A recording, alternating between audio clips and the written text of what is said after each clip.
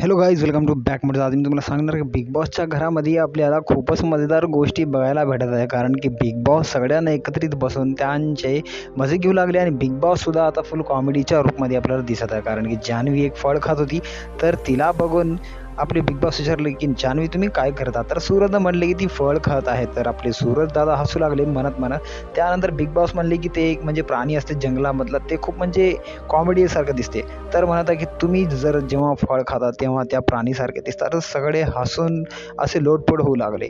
त्यानंतर बिग बॉसने सांगितले की आपल्या अभिजितला एका न्यू टास्काचे म्हणजे कॅप्टन सांगितले. त्या टास्काचे म्हणजे कॉमेडीसारखा एक टास्क होणार. आता बघूता की आपली जान्हवी आणि बिग बॉसने स्वतःहून सूरज आणि अंकिता या दोघांची जोडीची खूपच तारीफ केली. कारण की लास्ट एपिसोडमध्ये जेव्हा सूरज बोलू लागला म्हणजे अंकिता ॲक्टिंग करायची होती आणि जी ॲक्टिंग ती करत आहे त्याचं नाव सांगायचं होतं आपल्या सूरज दादाला, या जोडींची बघली होती.